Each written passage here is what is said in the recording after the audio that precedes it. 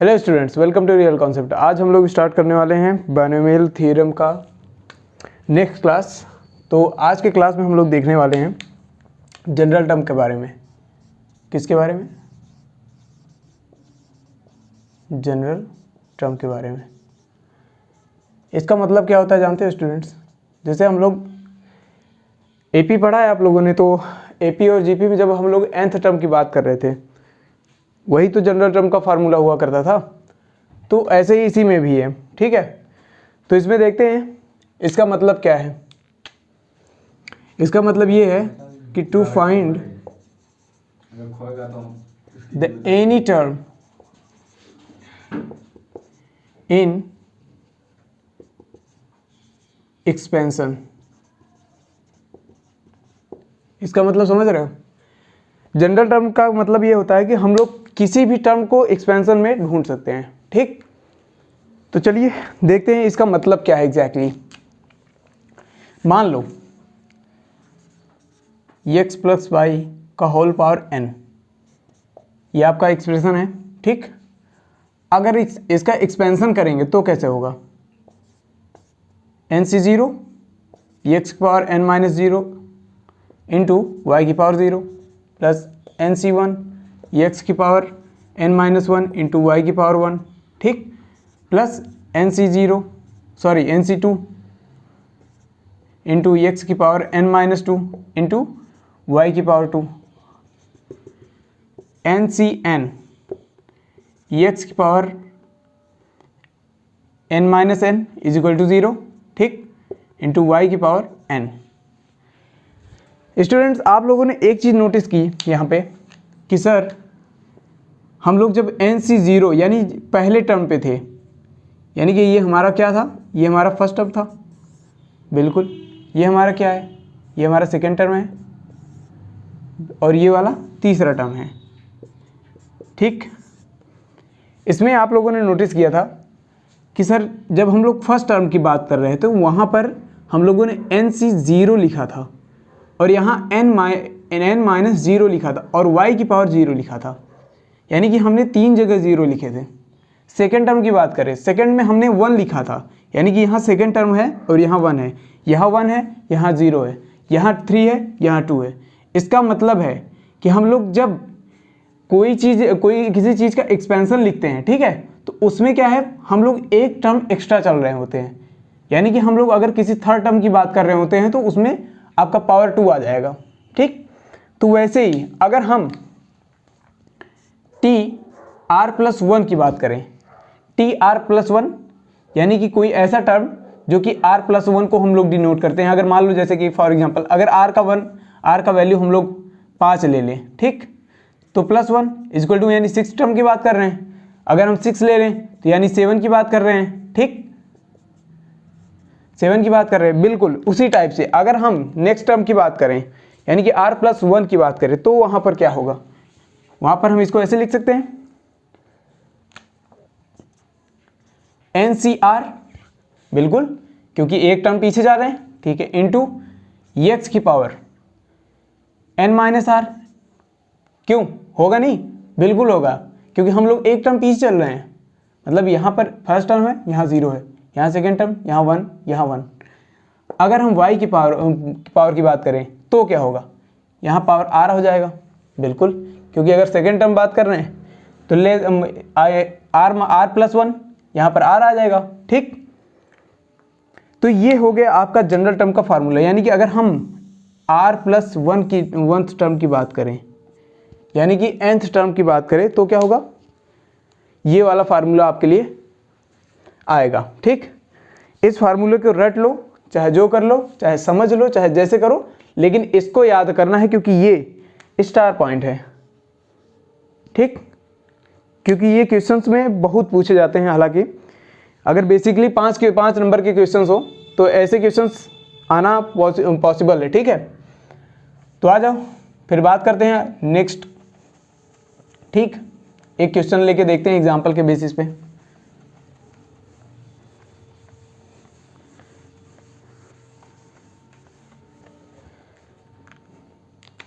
हमारा फार्मूला क्या था? हमारा फार्मूला था T R plus 1 is equal to N C R into x की power n minus R into Y की पावर r। हमने इसकी बात की थी, बिल्कुल। चलो क्वेश्चन लेते हैं। तो क्वेश्चन क्या कह रहा है पहले देख लेते हैं। एक बढ़िया सा क्वेश्चन लेंगे ताकि आप लोगों को बेसिक चीज़ें आपको समझ में आए, ठीक।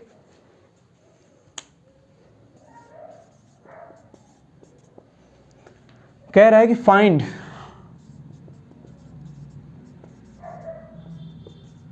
The 10th term of 1 minus 2x whole power 12, ठीक। ये कह रहा है कि आपको 10th टर्म फाइंड आउट करना है। जैसे हम लोग वहाँ nth टर्म की बात कर रहे थे, यहाँ 10th टर्म, और ये आपको एक्सप्रेशन गिवन है, ठीक। 10th टर्म यानी कि हम अगर लिखें तो टी आर प्लस 1, यहाँ आर का वैल्यू क्या होगा, यहाँ टी 10, तो r plus 1 is equal to 10। क्या आर इज इक्वल टू 9 नहीं आ जाएगा? बिल्कुल। तो चलो बात करते हैं। हमें फार्मूला आपको पता ही है, ठीक है। तो हम n का वैल्यू यहाँ क्या रखेंगे, यहाँ n का वैल्यू हम लोग रखेंगे 12, यानी कि ये आपका पावर, बिल्कुल। तो चलिए टी आर प्लस 1 यानी T10 की बात कर लेते हैं सीधे, ठीक। T10 की बात करते हैं तो लिखते हैं 12 C10 इंटू एक्स की पावर 12 C10, 12 आपका n है, आपका r आपका क्या है 9। यहाँ 10 नहीं लिखना है, यही गलती होती है ज़्यादातर, जैसे कि हमसे हो गई अभी भी, ठीक। इनटू x की पावर क्या होगा, x की पावर हमने n माइनस आर यानी 12 माइनस 9 की बात की थी, ठीक। इनटू y की पावर क्या होगा 9, बिल्कुल। तो सॉल्व करो इसको, 12 into 11 into 10 into 9 factorial divided by 12 में से 9 माइनस करो, कितना आ जाएगा 3 इंटू 2 इंटू 1 इंटू 9 फैक्टोरियल, बिल्कुल। तो 9 से 9 कैंसिल, ठीक है। इधर हो गया आपका 6, 12 कैंसिल, ठीक। 2 टाइम्स गया, मल्टीप्लाइड बाई एक्स की पावर कितना आ जाएगा 3 आ जाएगा, बिल्कुल। y की पावर आपका 9। अब ध्यान से देखना, यहाँ पर हमने x का वैल्यू क्या लिया है 1 लिया है, ठीक। x is equal to 1, 2x sorry y is equal to minus 2x, ठीक।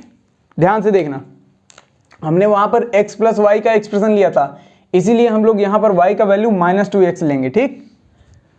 तो चलो पुट कर देते हैं ये वैल्यू, कितना आ गया आपका 2 इंटू 11 इंटू 10 डिवाइडेड बाई क्या, कुछ नहीं बचा है तो छोड़ दो, x की पावर यानी 1 की पावर 3 मल्टीप्लाइड बाई y की यानी माइनस 2x होल पावर 9।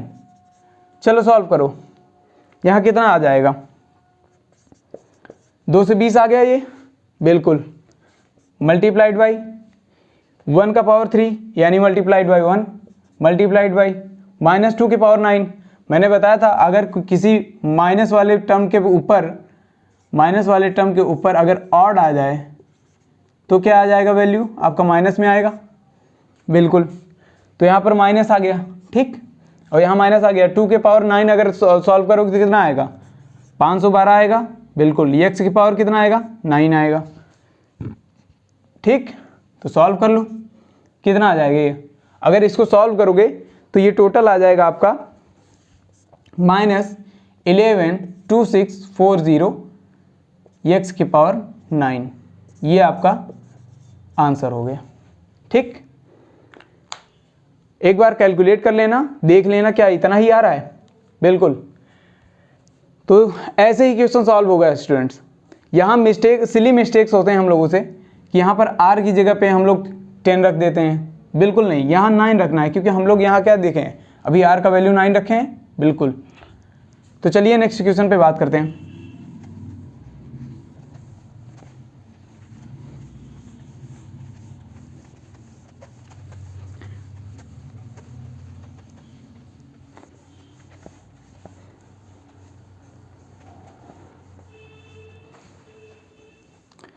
चलो क्वेश्चन नंबर 2 की बात करते हैं। तो क्वेश्चन नंबर 2 आपको क्या गिवन है, फाइंड द, आप लोग भी साथ साथ लिखते रहें, find the sixth term of 3x plus y by 2 whole power 9। चलिए सॉल्व करिए इसको। ठीक, ये सारे क्वेश्चंस आपके लूथरा से लिए गए हैं, ठीक है, लूथरा पब्लिकेशन से। तो देख लो यहाँ आपको क्या गिवन है, n इक्वल टू 9 गिवन है, बिल्कुल। r इक्वल टू, यहाँ 6 है तो 1 घटा दो यानी 5 आ गया, बिल्कुल। तो चलो t6 की बात कर लेते हैं। ठीक, क्या हो जाएगा आपका 9c 5 इंटू एक्स की पावर, अगर एक्स की पावर करें या फिर सीधे 3x लिख दें, क्योंकि अब यहाँ पर सीधे बात कर रहे हैं हम लोग। ठीक, 3x की पावर कितना आ जाएगा 9 माइनस 5 इंटू वाई बाई 2 की पावर 5, बिल्कुल। तो सॉल्व करो इसको, क्या आ जाएगा 9 into 8 into 7 into 6 into 5 factorial, बिल्कुल। तो यहाँ क्या बचेगा, 9 में से 5 गए, कितना बचा 4 इंटू 3 इंटू 2 इंटू 5 फैक्टोरियल, 5 से 5 कैंसिल, 8 कैंसिल, ठीक, 3 से 9 कैंसिल, बिल्कुल। मल्टीप्लाइड बाई 3x की पावर कितना आ जाएगा 4 आ जाएगा, multiplied by minus y by 2 के होल पावर 5 है आपका। चलो सॉल्व करो, क्या यहाँ क्या क्या बचा, 3 बचा, 7 बचा, 6 बचा, क्या क्या बच गया है आपका, t6 is equal to 3 into 7 into 6 divided by में कुछ बचा नहीं है, ठीक है, इंटू 3 का पावर 4 लिखोगे कितना आ जाएगा 81, बिल्कुल, इंटू x की पावर 4 इंटू y की पावर 5 डिवाइडेड बाई 32। यहाँ से देखो कुछ कैंसिल हो रहा है, बिल्कुल सर हो रहा है। यहाँ से जाएगा आपका 3 बार, ये आ गया आपका 16 बार, ठीक, 2 से काट दो आ जाएगा। चलो फिर नेक्स्ट देखते हैं कितना आ जाएगा 9, फिर यहाँ 63 आ जाएगा, ठीक, मल्टीप्लाई करने के बाद फिर 81 इंटू एक्स की पावर 4 इंटू वाई की पावर 5 डिवाइडेड बाई आपका कितना आ जाएगा 16 आ जाएगा। अगर इसको सॉल्व करोगे तो स्टूडेंट्स ये आपका टोटल आएगा 5103 एक्स की पावर 4 इंटू वाई की पावर 5 डिवाइडेड बाई 16, ठीक। अब इसके बाद कैंसिलेशन करने का कोई वैल्यू नहीं, कोई मतलब नहीं है, क्योंकि ये सारे क्वेश्चंस आपके वहाँ से लिए गए हैं, आपका आंसर भी यही आ रहा है, देख लेना एक बार, चेक कर लेना, ठीक। तो चलिए नेक्स्ट क्वेश्चन पे बात करते हैं, ठीक।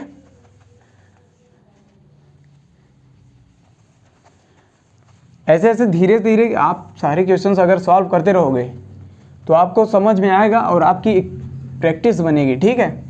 बहुत अच्छी खासी प्रैक्टिस रखनी है ताकि आप लोगों को प्रॉब्लम ना हो एग्ज़ाम में, आपको जाने के बाद यहाँ वहाँ भूल ना जाओ, ठीक। मेरा थोड़ा स्लो मोशन में चल रहा है, ठीक, थोड़ा बढ़ाएंगे स्पीड, देखते हैं। तो नेक्स्ट क्वेश्चन क्या है आपका, find the fourth term of x minus 5 whole power 13, ठीक, ये आपका क्वेश्चन है। इसको सॉल्व करिए। जब इसको सॉल्व करेंगे तो आपको यहाँ पर क्या गिवन है, n का वैल्यू गिवन है 13, बिल्कुल। फोर्थ टर्म की बात की जा रही है, यानी कि आपको r इज इक्वल टू क्या लिखना है, 1 घटा दो 3 आ गया, बिल्कुल सर। तो आ जाओ फिर फार्मूला आपको वहाँ पता ही है, क्या है सर, t फोर्थ की बात की जा रही है, बिल्कुल। तो यहाँ क्या लिखना है, 13c क्या लिखना है, 3 इंटू एक्स की power 13 minus 3 into -5 whole power 3, बिल्कुल। चलिए सॉल्व करते हैं।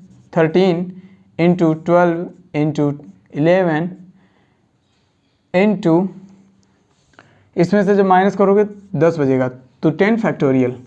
तो यहाँ क्या बचा, 10 फैक्टोरियल इंटू कितना बचा, 3 फैक्टोरियल। 3 का मतलब यहाँ पर 3 इंटू 2 इंटू 1। अब इसके बाद क्या बचा इधर, एक्स की पावर 13 में से 3 गए 10 इंटू -5 की पावर 3, क्या -125 नहीं हो जाएगा, बिल्कुल हो जाएगा। तो सर यहाँ से ये गया, ठीक, 6 से काटोगे 12 कट ही जाएगा, 2 बार जाएगा। तो सॉल्व करो, कितना आ जाएगा, 13 इंटू 11 इंटू 12 2, 13 इंटू 11 इंटू 2, नीचे कुछ बचा नहीं है, तो मल्टीप्लाई dx पावर 10 इंटू -125। जब इसको हम लोग मल्टीप्लाई करेंगे तो ये टोटल आ जाएगा आपका,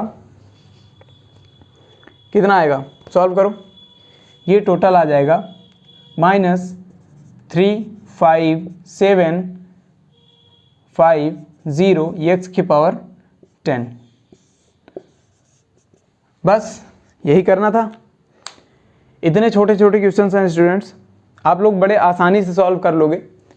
तो इसके बाद हम लोग अभी 1-2 क्वेश्चन और लेते हैं, ताकि इस टॉपिक के मतलब पर्टिकुलर इस जनरल टर्म के जो आपके बुक में के जो क्वेश्चंस हैं, 4-5 क्वेश्चंस हैं, उनको मैं पूरा ले रहा हूँ, ताकि आप लोगों को ये कोई प्रॉब्लम ना आए, थोड़ा सॉल्यूशन टाइप से समझ में आ जाए। बस एक बार आप लोग देख लोगे, फिर अपने से सॉल्व करना है एक बार, ठीक, तो आपके ये जहन में उतर जाएगा। 1 बार 2 बार जितनी बार आप सॉल्व करना चाहो कर लो, ठीक है। और ये थोड़ा बढ़िया से करना, ताकि इसमें कन्फ्यूजिंग जो क्वेश्चंस होते हैं वो आपको समझ में आ जाए, ठीक। तो क्वेश्चन नंबर 4 की बात करते हैं। वो कह रहा है कि find the eighth term, find the eighth term of, question क्या गिवन है, एक्स की पावर 3/2 इंटू वाई की पावर 1/2 माइनस एक्स की पावर 1/2 इंटू वाई की पावर 3/2 होल पावर 10, ठीक। आपको ये क्वेश्चन गिवन है। अगर ये चाहता तो ये रूट में भी दे सकता था। इसको कैसे लिख देता रूट में, इधर देखो, अगर लिखना चाहता तो अंडर रूट एक्स की power 3 into under root y minus under root x into under root y की पावर 3 होल पावर 10, ऐसे लिख सकता था, बिल्कुल। तो आपको थोड़ा कंफ्यूजिंग देख रहे हो, कैसे कैसे आपको थोड़ा सा टर्म चेंज करके आपको प्रॉपर कर दे रहा है, ताकि आप लोग सॉल्व करने में थोड़ी सी कठिनाई देखो, ताकि आप लोग सॉल्व करने में दिक्कत आए। आगे एग्जाम में जब ऐसे क्वेश्चंस आएंगे तो आप लोग घबराएं ना, ठीक है। इसमें देखें कि आपको क्या क्या गिवन है, क्या क्या गिवन है आपको पता है सर, n आपको गिवन है, 10 गिवन है, आपको पता करना है, क्या फाइंड करना है, एट्थ टर्म फाइंड आउट करना है। तो r = 8 - 1 = 7, राइट। 7th टर्म की बात कर रहा है, मतलब 7 की बात कर रहा है, ठीक है। r = 7 आ गया, तो ठीक है। t8 = अब हम बात करेंगे NCR की। NCR, n आपका क्या है 10, r क्या है आपका 7 इंटू, अब प्रॉपर ये वाले पोर्शन को उठाएंगे, ठीक है। ये पहले पोर्शन है, ये दूसरा पोर्शन है। तो x की जगह पे ये रखेंगे, y की जगह पे ये रखेंगे, ठीक है सर, बिल्कुल रख दीजिए। तो x की पावर 3/2 इंटू वाई की पावर 1/2 होल पावर, क्या रखेंगे 10 - 7, कितना बचा यहाँ पे 3 बच गया सर, बिल्कुल। अब क्या सेकेंड टर्म उठाएंगे, एक्स की पावर 1/2 इंटू वाई की पावर 3/2 होल पावर कितना है, आर है, आर कितना है आपका 7, बिल्कुल रख दीजिए, सॉल्व करिए, फिर कितना आ जाएगा। यहाँ देखिए 10 into 8 into 7 sorry 10 into 9 into 8 into 7 factorial लिख दिया। फिर उसके बाद क्या लिखेंगे 3 इंटू 2 इंटू 1 इंटू 7 फैक्टोरियल। अब पूछिए क्यों, क्योंकि यहाँ से जब हम माइनस करेंगे फार्मूला आपको याद है ना, बिल्कुल NCR का फार्मूला यही तो होता है, n factorial divided by n minus r factorial into r factorial. यही फार्मूला पुट करो यहाँ पे, आएगा क्यों नहीं, ठीक। तो यहाँ 7 फैक्टोरियल, यहाँ 7 से 7 गया, कितना आ गया, यहाँ से 2 काटोगे इसको तो कितने बार जाएगा 4 से, फिर इधर 3 बार जाएगा, ठीक। फिर मल्टीप्लाई कर दो, इधर जब हम पावर में कैलकुलेट करेंगे तो क्या होगा, ये इधर जाएगा, इधर मल्टीप्लाई होगा तो क्या होगा, x की पावर 9/2 आ जाएगा, बिल्कुल, इंटू वाई की पावर 1/3/2 आ जाएगा। मल्टीप्लाई हो रहा है ना, बिल्कुल, मल्टीप्लाइड बाई, अगर हम इसकी बात करें तो क्या होगा, x की पावर 7/2 इंटू वाई की पावर 21/2, मल्टीप्लाई कर दो। चलो तो कितना बचा इधर, ध्यान से देखो, T8 इज इक्वल टू, यहाँ 10 बचा, यहाँ 3 बचा, यहाँ क्या बचा 4 बचा, ठीक है, तो 120 आ गया, बिल्कुल। अब x की पावर अगर 9/2 एंड x की पावर 7/2 मल्टीप्लाई में है तो इन दोनों का पावर क्या होगा, ऐड हो जाएगा, क्योंकि इसका कॉमन, इसका जो बेस है वो सेम है, बिल्कुल। तो x की पावर क्या हो जाएगा, x की पावर हो जाएगा आपका 9/2 प्लस 7/2, बिल्कुल, इंटू y की पावर क्या हो जाएगा, y की पावर की बात करें यहाँ 3, यहाँ भी बेस सेम है तो क्या हो जाएगा 3/2 प्लस 21/2 हो गया। तो ऐड कर दो, कितना आ जाएगा 120 मल्टीप्लाइड बाई x की पावर कितना आ जाएगा, इधर 9 7 16, x की पावर 16, फिर उसके बाद डिवाइडेड बाई 2 कितना आ जाएगा, 8 आ जाएगा, x की पावर 8 आ गया, मल्टीप्लाइड बाई y की पावर की अगर हम बात करें क्या आ जाएगा, देखो यहाँ 3 है, यहाँ 21 है, ये दोनों ऐड करोगे तो 24 आ जाएगा, डिवाइडेड बाई 2 कितना आ जाएगा 12 आ जाएगा, बिल्कुल। तो हो गया आंसर आपका, T8 is equal to 120 x की पावर 8 इंटू वाई की पावर 12, आ गया आंसर।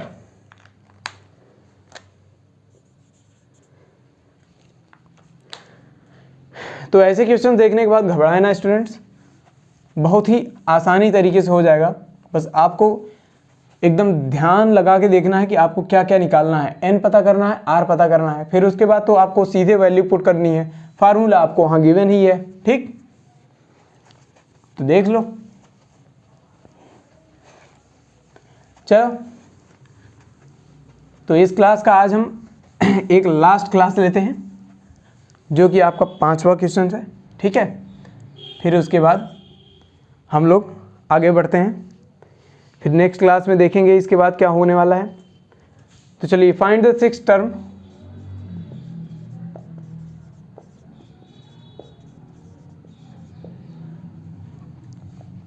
ऑफ